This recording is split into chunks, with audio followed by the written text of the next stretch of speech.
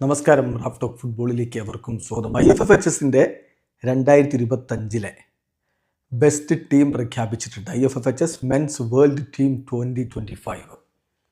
അതിൽ റാഫിഞ്ഞയ്ക്ക് ഇടമില്ല. ഫിഫ ബെസ്റ്റിലെ ലാലീഗ് റാഫിഞ്ഞയ്ക്ക് ഇടമുണ്ടായിരുന്നില്ലല്ലോ. അത് വലിയ രൂപത്തിൽ ചർച്ചയായിട്ടുണ്ടായിരുന്നു. ഇപ്പോഴിതാ IFFHSന്റെ മെൻസ് വേൾഡ് ടീം 2025 ഇടമില്ല. ഫിഫ ബെസ്റ്റിൽ അദ്ദേഹത്തിന് ഇടമില്ലാതെ വന്നപ്പോൾ ഹൻസി ഫ്ലിക്ക് പറഞ്ഞത് വലിയ കോമഡി ആയിട്ടുണ്ട്, ഫിഫ ബെസ്റ്റ് എന്നാണ് പറഞ്ഞത്. ഏതായാലും ഇപ്പോൾ IFFHSന്റെ best team men's world team 2025 നോക്കിയാൽ ഗോൾ കീപ്പറായിട്ട് ജിയാൻലുക്കി ഡൊണാരുമയുണ്ട്. ഡിഫൻസിൽ ന്യൂനോ മെൻഡസും വില്യൻ പാച്ചോയും അഷ്റഫ് ഹക്കീമിയും. പിന്നെ മധ്യനിരയിൽ വിറ്റീഞ്ഞ, പെഡ്രി, ലാമിനെ യമാൽ.